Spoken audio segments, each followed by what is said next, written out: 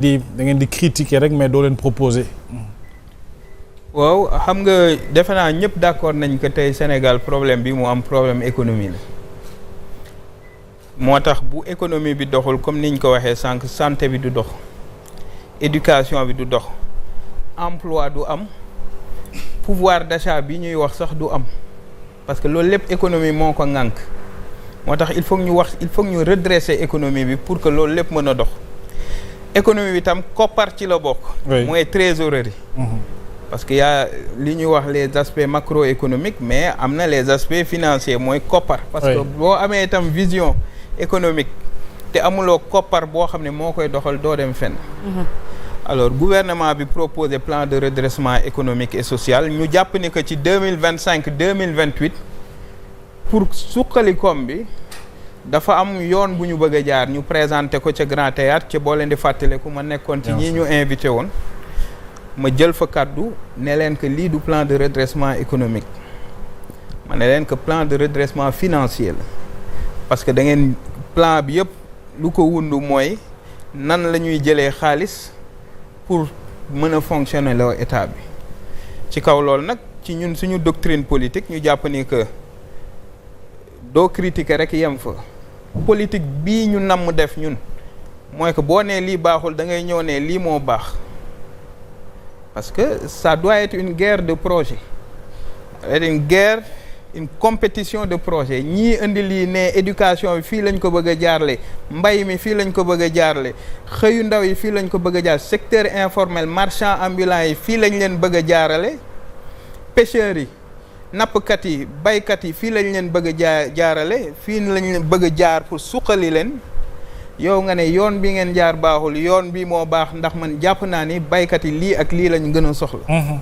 moo tax nag bañ ñu amee chance ñu invité ñu foofu ba ñu wax fa la ñu wax ñun tam ñu ne dañuy indi suñu plan ne leen plan bii gën ci Sénégal pour redresser ko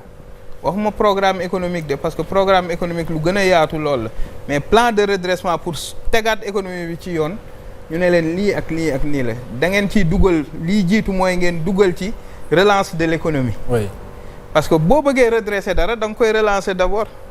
mais bu dee ngay ñëw rek jël ci entreprise yi te relancer woo entreprise yi mënta dox BTP bi daa taxaw ñun ñëpp ñu xam ni secteur secondaire BTP bi bokk ci dafa am pàcc bu am solo bu muy dox ci économie bi bu dee taxaw na nga bëgg redresser économie boobu da ngay xool aussi noo suqalee BTP bi bu dee da nga bëgg créer de la richesse da ngay investir ñu wax la fan ngay jaar ak nan nga war a def pour investir waaye bul yem rek ci damay jël su ma jëlee ba pare ci après dinaa leen ko delloo waaye luy priorité mooy lii ñu créer nag pare plan accéléré programme parce que du plan xam nga plan ak programme dañu wute aussi ñu ne programme accéléré de redressement économique ñu am ci 2 chapitres benn chapitre bi mooy nan la ñuy relancer économie bi beneen chapitre bi mooy nan la ñuy fexee dugal xaalis ci réew mi lépp nag ñu ŋànk ko ñu tënk ko ci 38 mesures 38 poñ yoo xam ne jàpp nañ ni buñ ko doxalee ci ñetti at mën na suqali économie bi par exemple ñun ñëpp xam nañ ni que ci suñum réew 95%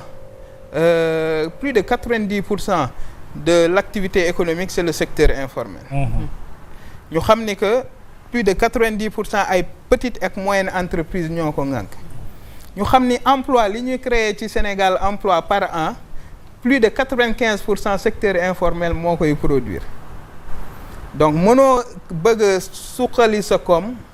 te indiwoo ay mesures pour yëkkati ñooñu nga xam ne ñoom ñoo yor sa économie mënoo bëgg créer aussi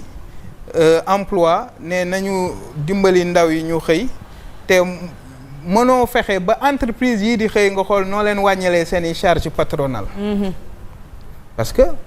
entreprise bi nga bëgg mu recruter la 5 6 7 personnes da nga koy mettre ci ay conditions yoo xam ne dina mën a recruter nga xool yan levier nga am nan nga mën a rationaliser les charges patronales ak yeneen mesures yu mel noonu la ñu xalaat quantifier ko modéliser ko jàpp ni ko buñ ko defee économie bi dina suqaliku ci ñett at yooyu njeexital bi nag du leneen lu dul fexe dundinu nit ñi tane dundinu nit ñi changé, ku bëgg a faju mën a faju, ku bëgg a lekk ku bëgg a naan ku bëgg a jàngi ku bëgg a faju dem faju ku bëgg a am kaaraange parce que même kaaraange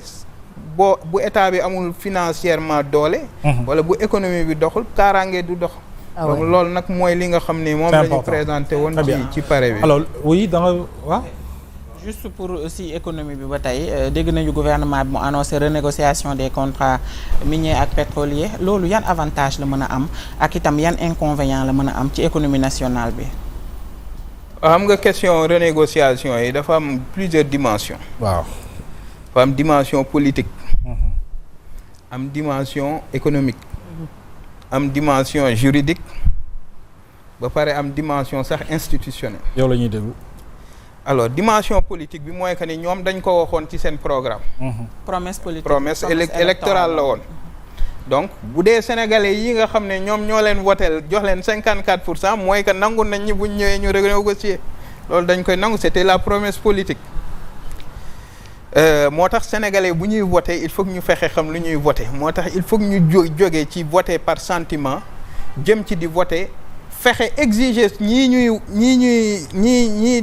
ñii nga xam ne dañuy wut suñu baat ñii bëgg ñu wooteel leen di dagan baatu askan wi ñu fexe ñooñu bu ñuy ñëw ci ñun ñu ñuy jox détail lii ñu bëgg a def nan lañ ko bëgg a defee. Alors donc côté politique man awma ci problème parce que sénégalais yi ñoo nangu loolu ñoo voté pour ñu renégocier contrat yi benn côté économie ñu ne que contrat yi ñun de Sénégal daaw ci gis boppam ndax am na à manque à gagner am na lii am na laa 1140 milliards 1000 et quelques milliards ci ICS ak yeneen ak yeneen ak yeneen alors ma am ci benn problème mooy que ni bu dee manque à gagner yooyu am na il faut que ñu am fu ñu ko gis 1045 milliards. il faut que après bu dee koppar la il faut que ñu xam fu mu jaar il faut que ñu xam ndax mu ngi feeñ ci budget bi lu koy matérialiser. Parce que bu dee am nga manque à gagner yooyu yëpp ci sa renégociation ne lii yëpp Sénégal daf ko doon perte benn nattukaay rek nga am pour xam ndax Sénégal léegi mooy sa budget ci sa loi de finances initiale wala sa loi de finances rectificative nga mën ko comptabiliser ci li ñuy wax ay recettes exceptionnelles. Est-ce que tey jii nii lii premier ministre jàkkaarloog sénégalais yi ne leen yii yëpp ay manque à gagner la. Est-ce que loolu mu ngi ci budget bi ñu voté décembre wala est-ce que nar na nekk ci loi de finances rectificative muy dimension économique bi donc la dimension économique elle embrasse une dimension budgétaire. C'est ça. Faut que ñu wax ñu ko bu dee xaalis boobu lu ñu mën a récupérer la fan lañ koy mën a natte donc mu doon sama dimension économique ñu am une dimension juridique contrat